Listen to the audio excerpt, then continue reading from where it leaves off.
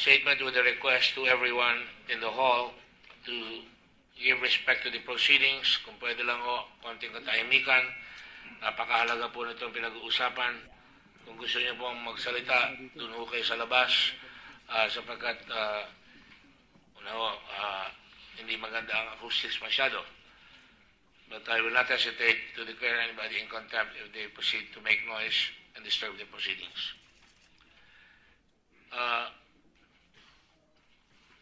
Good morning, everyone. First of all, allow me to thank the President for coming down here. I address the President because I don't believe in former or ex-presidents.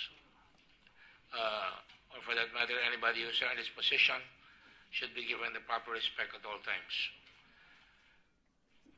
And I just want to point out that we are grateful that you've come because we're not here to just investigate anyone. We are here to find the truth.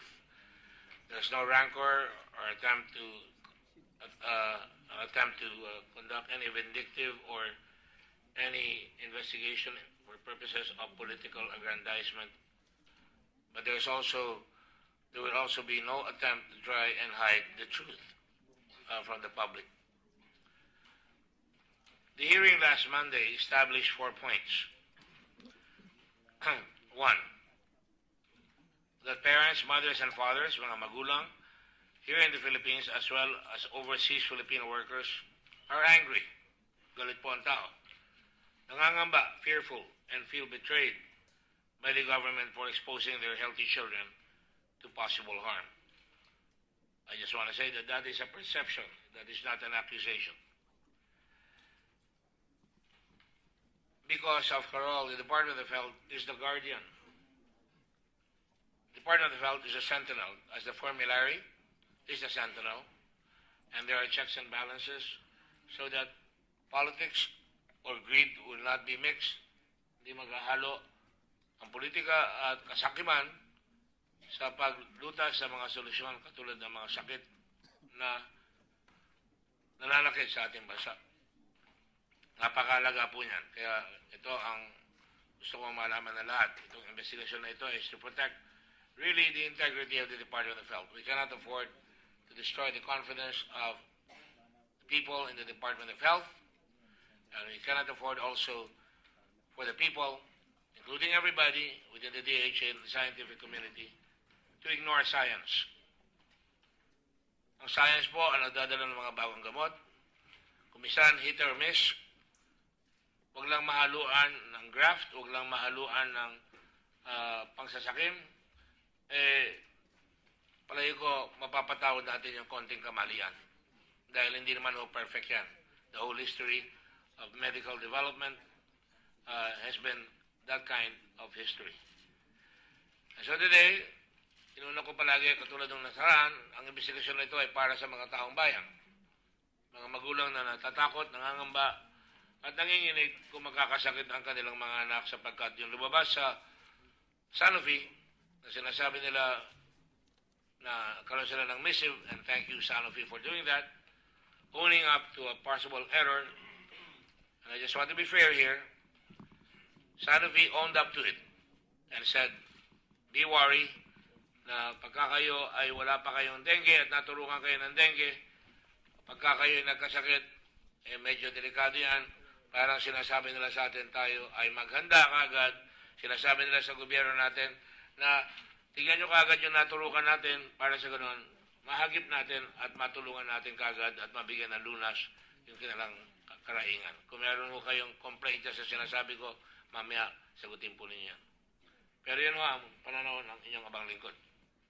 Number 2, that potential harm to children who had never had dengue, as recently announced by Sanofi, this is part of our findings, was known to experts of the Formulary Executive Committee of the DOH, who advised the Secretary of Health to provide a 1-year exceptional approval for limited use of the vaccine with conditions. But these conditions were not followed. Dengvaxia's introduction into the Philippines was done As I said earlier, with undue haste. Sa akin ngayon, with unbelievable haste.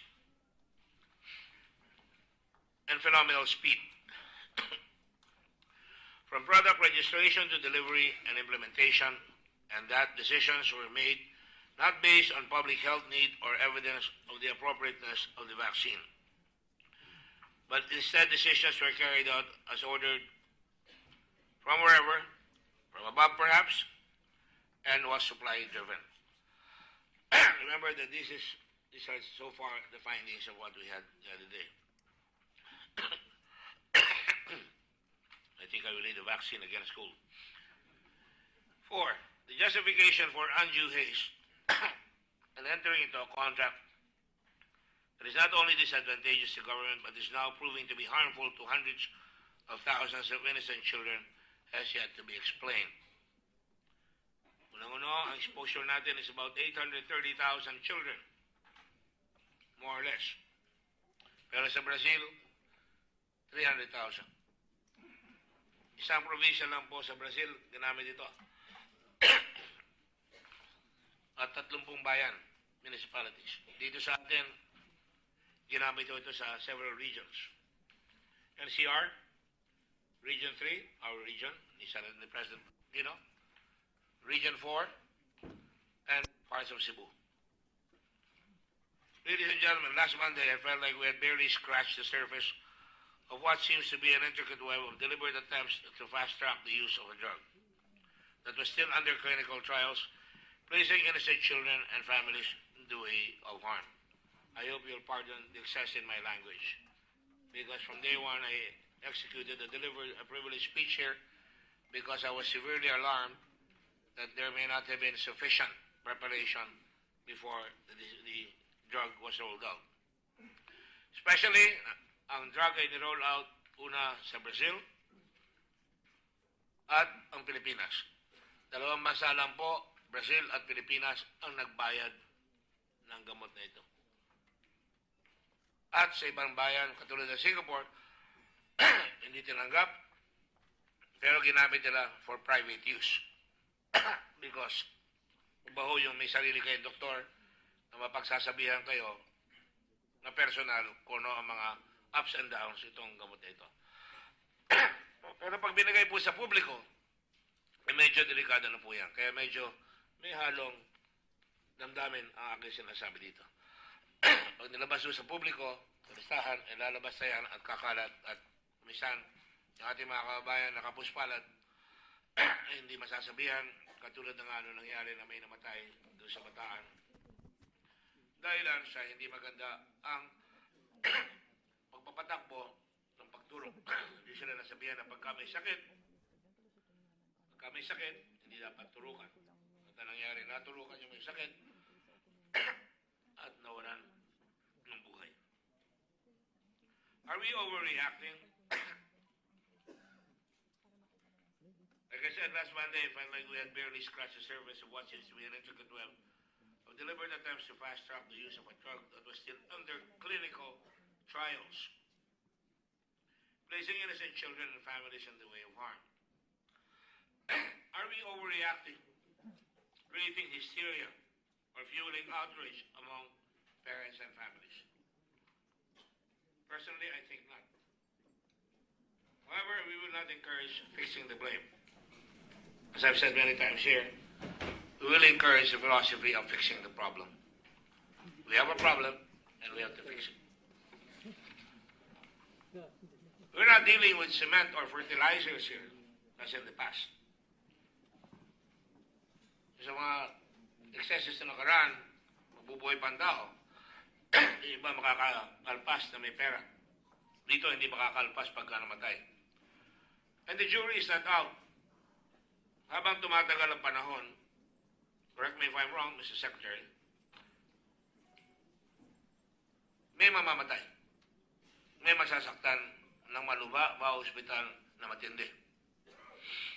Dahilan, ito ang sinabi doon sa huling pahiwatig ng Sanofi na sinasambot yung pagkakamali na nakaraan. Responsibility, negligence, and failure to execute due diligence in health is completely and totally unacceptable because we are dealing with human lives. Hindi tayo pwedeng magkamali hanggat maaari. The truth of this is that parents are outraged. Marami yung tumatawag sa akin. Unable to sleep, worried and upset, not because their children are sick yet from natural causes or because of news or public debate, but because a drug manufacturer has admitted that there is a risk for harm among those who have never had dengue. Again, I am willing to give a little gift to Sanofi that they who had invested over $20 billion, if I'm not mistaken, for the last 20 years, they felt that they had the medicine already and they wanted to roll out the medicine. Unfortunately, in the course of the rollout, they found out that it was not going to be very good for those na hindi pa natutulukan. Delikado para dun sa mga hindi natutulukan. Kahit na sabihin pang 9 anyos, from 9 years old up, di tayo nakakasiguro na yung mga natulukan ay makakaligtas o hindi magkakasakit. Now, these hearings were not overstating the problem, we were merely reflecting what the people are saying. What ordinary parents are up against. We are representatives, after all, of the people, and we have to listen to the people's plaints. We are not going to be partisan here. I certainly will not. I can only speak for myself. But we will call a strike where it is needed. And, as you've noticed, we will call it fairly. Because this is not a hysterical investigation. As the President stated, we want a sober investigation here. The truth of this is that no family can afford to have one child develop severe dengue because of an experimental drug. We cannot muck around with the national immunization program. Pinagtitiwalaan po ang DOH. Lahat tayo dumaan sa bakuna nung bata tayo. Nagbibiruan pa tayo, inaampas natin ang braso natin. Nag-aaral pa ako, pagka tinamahan kami ng anti-cholera or anti-namamaga, at naglalaro kami. Pero tinanggap namin yung sakit dahil alam namin kailangan. Dahil tiwala kami. Ganito rin ang karamihan. So if we make a mistake in an immunization program, we're putting a bad name to immunization that is already happening in the whole world. In America, there's a debate on immunization. Some mothers don't want to have the children immunized. And a mistake like this will cause more doubt. I repeat that to Mr. Thomas. It will cause more doubt. We cannot haphazardly decide on drugs we give to healthy children. Today, we seek to find answers to questions from the highest level of government, from the experts. And experts, as you know, will always dispute about why this vaccine was ordered in the first place. Was it absolutely necessary? Were there other vaccines that could have been utilized? Perhaps against TB muna, where we have 500,000 cases. I think they call it the prevalence rate. And where if you have 1 million people with TB, you can have 10 million in 1 year. Could you have used this to pneumonia? These are questions that will have, I guess, hound every Minister of Health or Department of Health all over the world na kailangan maintindihan na hindi lang yung makakalutas ng sakit, ngunit yung halaga na ipapasok dito. Certainly, 3.5 billion is a lot of money for a country like ours.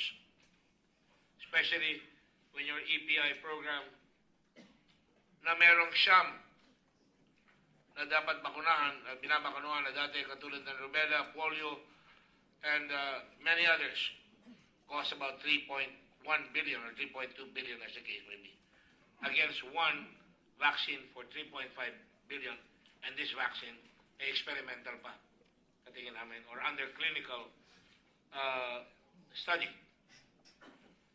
So today we will seek to find answers to questions at the highest level of government, as I pointed out, about why this vaccine was ordered in the first place.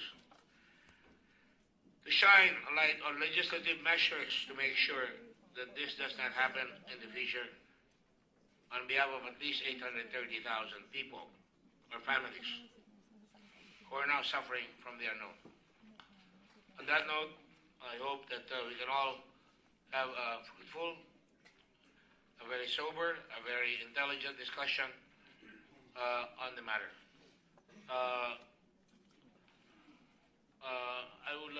There is a time of arrival scheduled here.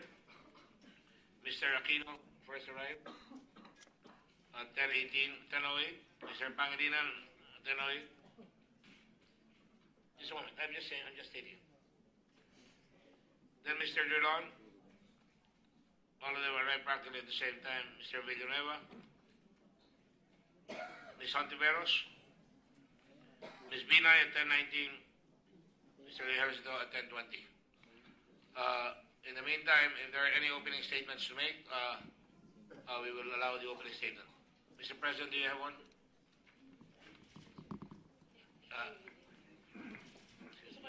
Excuse me, sir. Mr. Chair, before you begin, I would just like to follow up some documents that we requested during the previous hearing from DBM.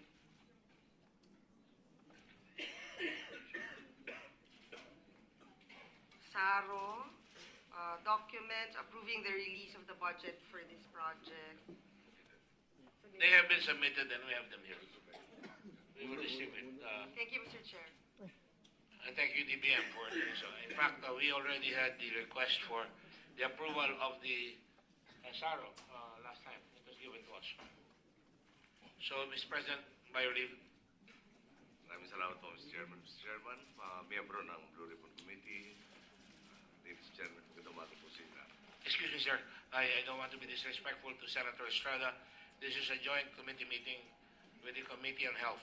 And I apologize to Senator Estrada. He's also part of this investigation, I believe. Mr. Ercito.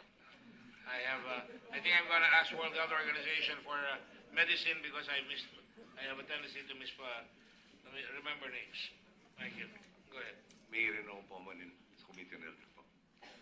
Nagsimula po ang pagtutok ko sa dengue sa Pilipinas matapos kong matanggap ang memo ni Secretary Icona dated 23 na Agosto taong 2010.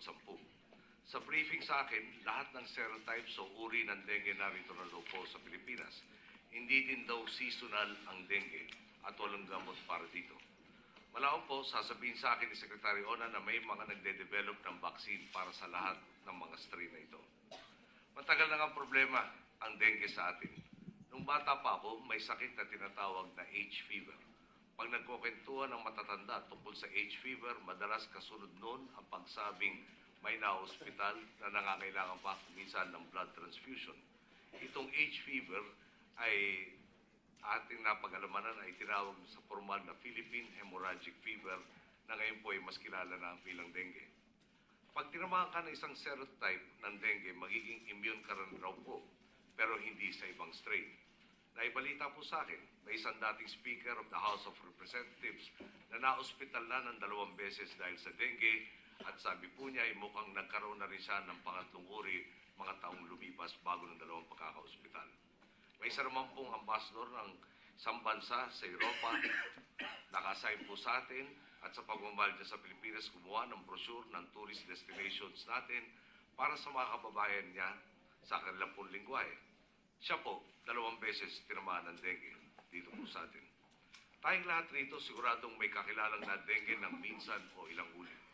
Sa memo po ni Secretary Ona, naka-highlight ang 5 reyong may pinakamataas na ulat ng dengue. 3 sa 5, higit 100% ang itinaas.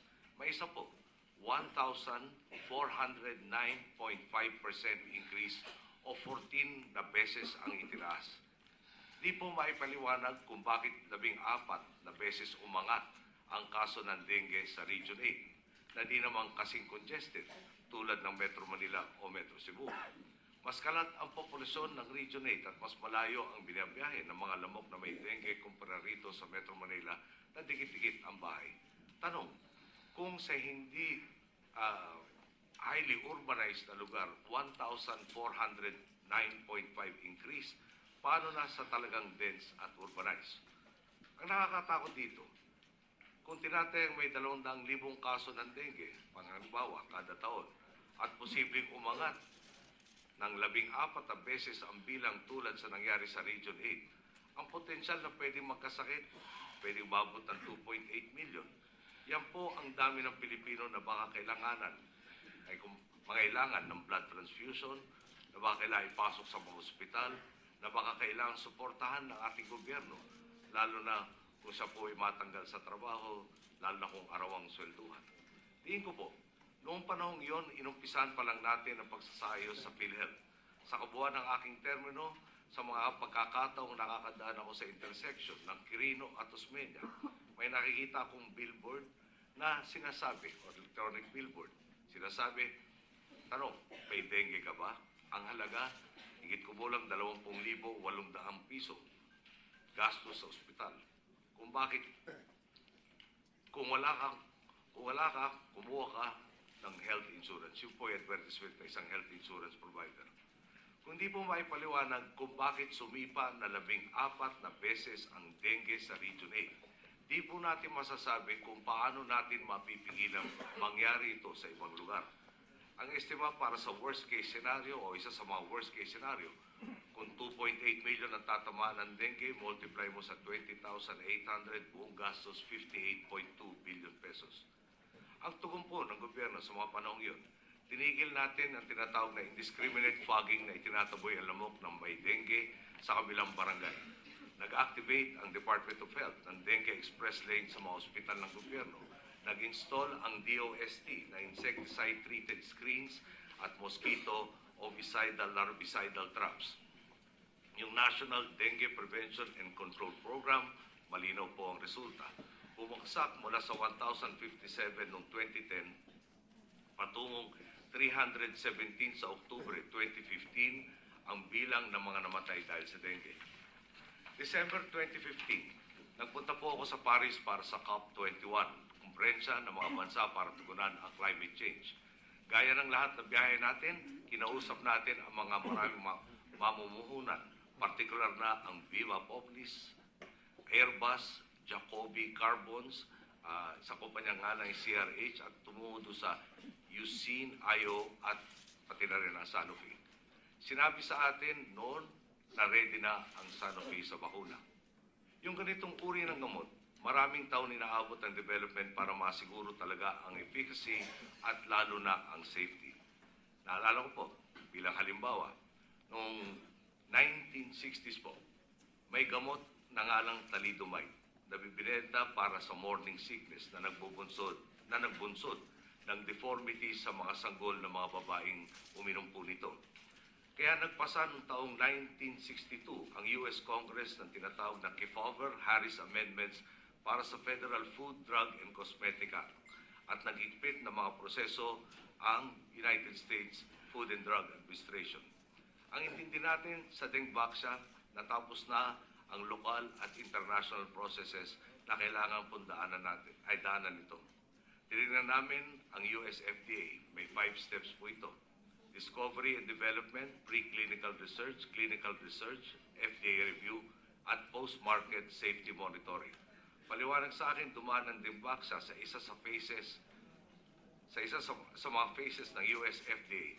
Tingin ko na rin po, di lang Pilipinas ang nag-aproba sa Dengvaxia, nauna sa atin ang Mexico at Brazil. Tingin ko lalo, sa aking pong pakiwari at sa aking pagkaunawa, sa lahat na ibinalita sa atin ng mga eksperto, tumana po ito sa lahat ng proseso para malaman ang kanyang efficacy at mas importante ang kanyang safety. Nung ilunsad natin ang programa sa Zambales noong April 2016, ipinakita sa akin ang isang presentation na nakasaad ang ilang bakunang dekada ng napapakinabangan ng mga may kaya, pero kailan lang naibigay sa publiko. Nandiyan po sa ating screen. Gaya po ng bakuna para sa polio, rabies at pneumonia. Tingin ko lang po, ang obligasyon ng gobyerno na siguruhin, gaya ng sinabi ni President Magsaysay, na those who have less in life should have more in law. Hindi ko po naisip ipagkait sa pinaka-nangangailangan at nanganganib ang proteksyon ng bakuna. Sa lahat po ng usapin ngayon ukol sa Dengvaxia, kung di man diretsong sinasabi, ang pakiwari ay kung nagpabakuna ka, tila nalalapit ka sa pinakamalubhang uri ng dengue. Tila nalalapit ka sa kamatayan. Nung kami po ang namamahala, malinaw sa amin, kung tatakutin mo ng gusto ang tao, darating ang punto na di na sila makakakilos dahil sa kaba. Klaro po sa amin noon, trabaho ng gobyerno na pakalmahin at suportahan ang Pilipino. Kaya nung Pangulo ako, kinastigo ko ang mga opisyal na mahilig magpakaba ng sambayanan. Gaya po noong 2014, nung may issue tayo tungkol sa MERS coronavirus. Pinagting nga po natin ang surveillance at pagtutok sa site. Tingin ko lang po, bago nagdesisyon ang gobyerno sa Dengvaxia, habang nagdidesisyon at maski pagkatapos magdesisyon, wala pong nagparating sa akin ng pagtutol sa naturang bakuna. Kaya natin inilunsad ito sa National Capital Region, Calabarzon at Central Luzon. Dahil ayon sa datos ng DOH, ito po ang tatlong pinaka-apektadong mga rehiyon noong 2015 kaugnay ng dengue. Kung di lumabas itong sinabi ng Sanofi at nagdesisyon akong hayaan na lang na magdusa pa ang karaniwang Pilipino gayong may bakuna na, palagay ko po ngayon, iba ang tanong ninyo at asunto sa akin. Bakit mo pinabayaan ang kababayan mo? Paano ko ipapaliwanag sa mga nanay ang pagkamatay sa kanilang mga anak kung meron na palang proteksyon na ipinagkait sa kanila? Ulitin ko po, 2010 pa lang po may problema na tayo sa dengue. 1,409% ang paglobo nito sa Region A na posible rin mangyari sa buong bansa. Nangako kong iiwan ko Pilipinas sa mas maganda kesa sa aking dinatnan. Kakibat noon ang pagbawas sa gastos, kaba at pasanin ng aking mga boss ang sambayan ng Pilipinas. Maraming salamat po. Thank you, Mr. President. Does the World Health Organization have a preliminary statement to make? Yes, thank you, Chairman. Thank you, first of all, for allowing me to participate in this hearing. If you wish so, I can talk a little bit about the WHO position at the time of the introduction of the vaccine here, because I understand there have been different views about this, and maybe that would help to clarify the position of our organization. So with your permission, I will just take a few minutes to explain that position. Please go ahead. Now, thank you. Now, WHO, with regard to the introduction of new vaccines, has a very standardized and regulated process. And in this process, there are two important steps. The first step in this process is for WHO to convene a group of independent experts. It's called the Strategic Advisory Group on Experts on Immunization.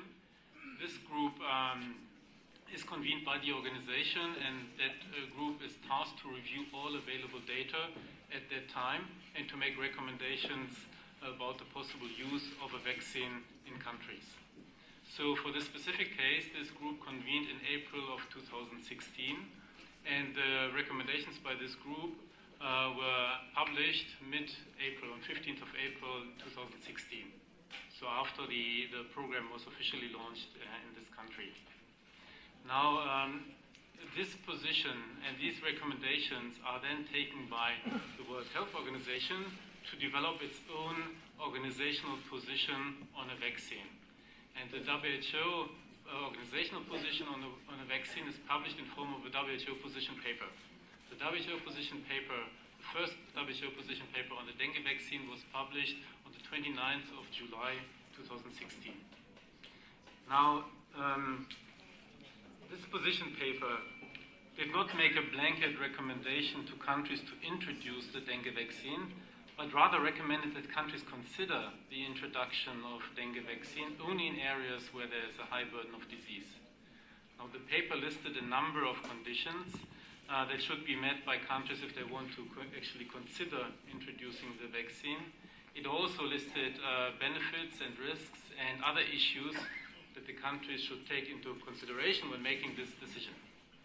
Now, if you bear with me, maybe I'll just take 2-3 more minutes to explain a little bit, because I think that goes to the core of the matter, what these recommendations in detail were. And basically, we are looking at three sets of considerations that were proposed in this paper. Now, the first set relates to conditions that should be met for a country to actually consider whether to introduce the vaccine. So this includes there should be a high prevalence of dengue in the country, in the target group. Ideally more than 70% of people should have been exposed to dengue prior to vaccination. There should be a comprehensive dengue control strategy in the country. There should be capacity in place to monitor and manage adverse effects following vaccination, and a dengue surveillance system that is able to detect and report hospitalized and severe dengue. So these were the overall conditions set out for countries to actually consider introduction, and in mid-April, these were the considerations first published by this advisory group. And in mid-April, WHO acknowledged that overall, these overall conditions appear to be met in the Philippines, so that indeed the Philippines can consider the introduction and the use of this vaccine. Now, second, the paper also discussed, the position paper, it gave a detailed account of the potential benefits and risks and uncertainties that surround the vaccine based on the available evidence at the time. So in terms of the benefits, WHO said that the overall vaccine appeared to be efficacious in preventing dengue. In terms of risk, the paper said that in people 9 years and older, in the study group for which we had data at the time, a statistical increase in the risk of severe dengue was not observed. However, the paper did note that in the light of the limited data available, there was a theoretical risk that previously uninfected people, in those people, vaccination could increase the occurrence of severe dengue. And the paper said that this would require more research to confirm. Now there's a third group of considerations proposed in this paper. And these are important issues that the country should take into consideration in making its own decision about whether or not to introduce the vaccine.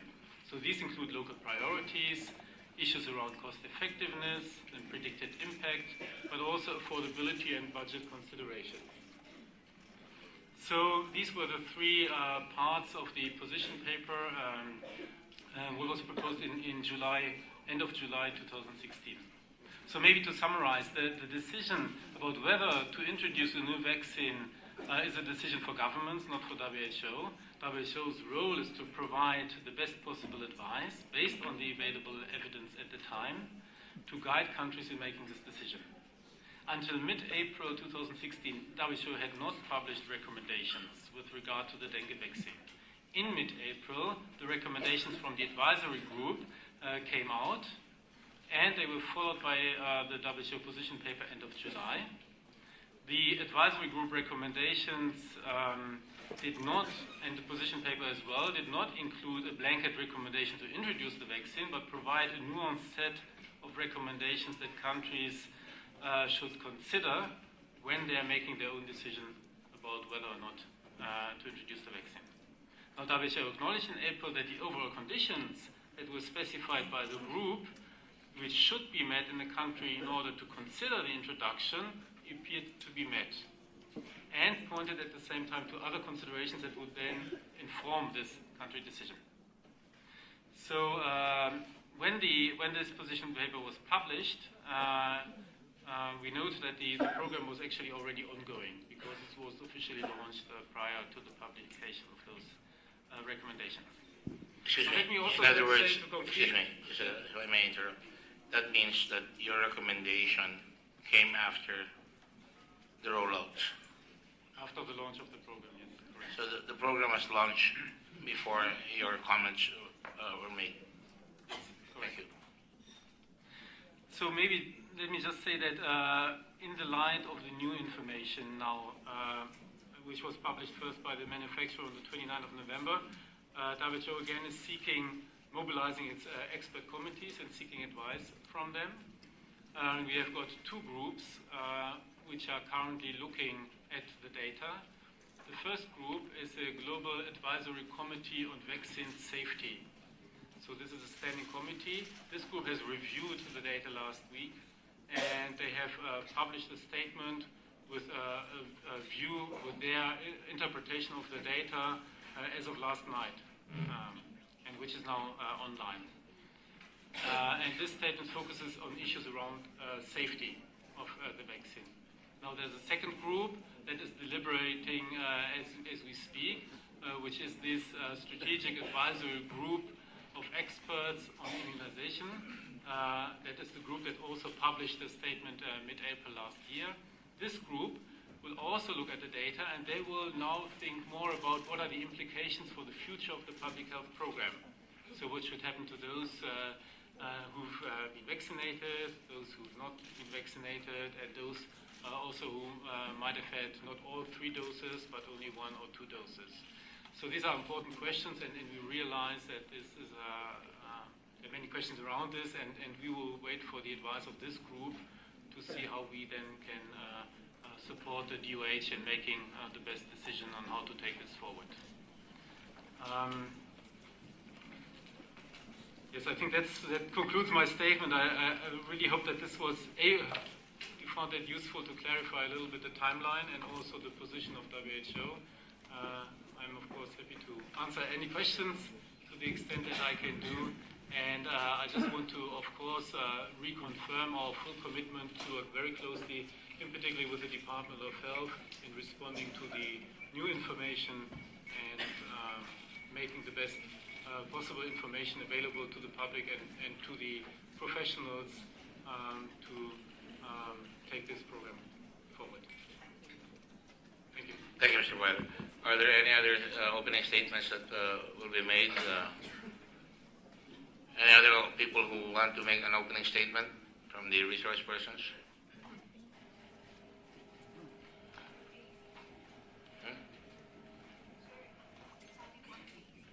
VACC made a reservation to make an opening statement. Good. Are you representing VACC? I thought it was Dr. Go ahead. All right, go ahead.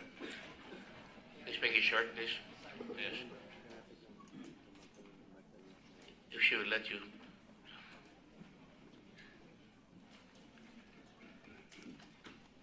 Have you been, can you raise your hand?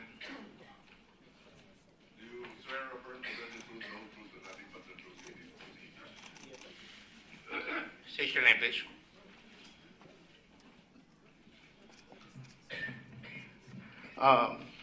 Messrs. Chairman, Kindly state my your name is Ferdinand Topacio. I'm the General Counsel of the Volunteers Against Crime and Corruption, who is assisting one of the resource persons in these proceedings, Your Honor. Mr. Francis Cruz. Dr. Francis Cruz, Your Honors. Yes, may I proceed, Your Honors? Your Honors, on behalf of the Volunteers Against Crime and Corruption, or VACC, pursuant to the authority given to me by its board, I am respectfully submitting the following position of the VACC. The VACC is respectfully requesting this august body to recommend the investigation of the following persons in connection with the anomalous purchase and administering of the Dengvaxia vaccine to more than 833 Filipino children. For plunder, President Benigno S. Aquino III, former Budget Secretary Abad, former Health Secretary Garin, former Health Secretary, Undersecretary Boygaco, former Undersecretary Hartigon Go, Undersecretary Lilibet David, Undersecretary Bayugo, Undersecretary Taino, and Assistant Secretary Lyndon Lisui, ASEC Nest Santiago, and other persons named herein, which we will submit to this honorable committee. Plunder, Your Honors, under Republic Act 7080, as amended, was committed when these persons, in connivance with subordinates or other persons, have amassed, accumulated, or acquired ill-gotten wealth through a combination or series of overt or criminal acts, as described in Section 1D, in the aggregate amount of more than 50 million pesos. In brief, Your Honor, it has been shown in the series of hearings being conducted by this committee that former Secretary Abad, in a memorandum for the President, after finding a source, therefore, recommended the release of the amount of 3.5 billion pesos from the General Fund, notwithstanding the fact that such amount was not provided for in the GAA or any supplemental budget. Such fund was thereafter released, evidently upon express authorization of then President Aquino.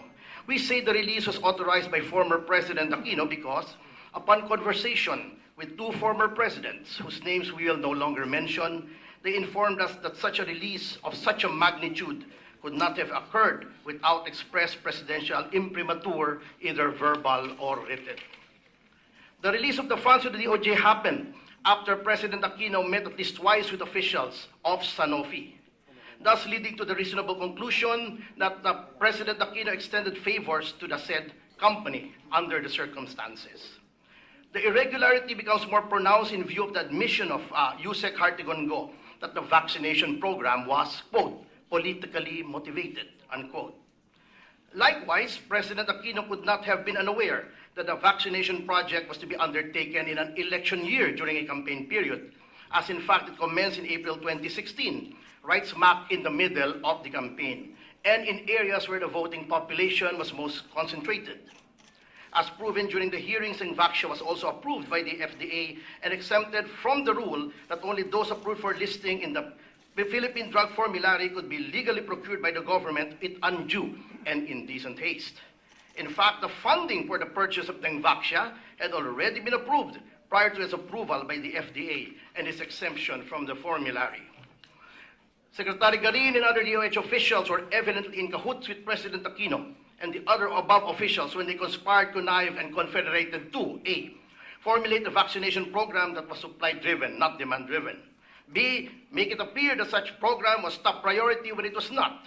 C, administer mass vaccination to children of school age indiscriminately without regard to their medical history, and undertake such mass vaccination with as much haste as possible when clinical trials were still incomplete.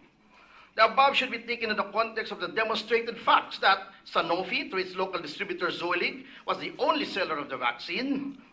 Number two, there were at the time of procurement legitimate and valid questions raised by experts as to the propriety of the effectivity of the vaccine and its unit pricing. And three, the delivery of near expiry vaccines, which should have been either not accepted or given free. In addition, the amount of 3.5 billion pesos for the vaccination program may have violated the ruling of the Supreme Court in Araulo versus Aquino, 1 July 2014, with respect to the Development Acceleration Program. In sum, there is overwhelming evidence to the effect that President Aquino, in conspiracy with the others named, illegally funded a vaccination program that was conceived in violation of legal and administrative protocols, and that it consented to or tolerated the misdelivery by Sanofi of numerous lots of untested vaccines, and under a suspicious procurement and pricing scheme, which may have resulted in kickbacks and other illicit profits for the participants in the nefarious scheme. As to the element of amassing wealth, there is the principle that he who stands to profit from the effects of a crime is presumed to be the author thereof. In order to reveal the money trail, there is need for the Anti-Money Laundering Council, Your Honors, to check the bank accounts of all concerned and to freeze their assets if warranted. These measures are provided for in RA 9160 as amended and the IRR of the AMLC, dated August 6, 2003. Since it appears that the crimes committed by the above persons are among the predicate crimes under Section 3I and 3 and 4 thereof. The officials of Sanofi must also be identified and charged together with the aforementioned officials in order for them to be indicted as co-conspirators if warranted. On this score, the VACC stands committed to helping the NBI, tasked by DOJ Secretary under DO 763 dated 4 December 2017, in a case built up by interviewing witness and collating other evidence. With respect to violation of RA 3019, the Anti-Graft and Corrupt Practices Act, Your Honors, we respectfully suggest that this body recommend the filing of charges for violation Point of order, Mr. Chairman. What's your point of order? Yes, we are here and have invited resource persons to shed light on this controversy. There are issues of the efficacy of the vaccine, etc. We have resource persons. These are investigations. This is an investigation in aid of legislation. With all due respect to Attorney Topacio, he comes around with all kinds of charges. I have not heard him say anything about the issue of dengue, of Sanofi having committed any indiscretion, etc.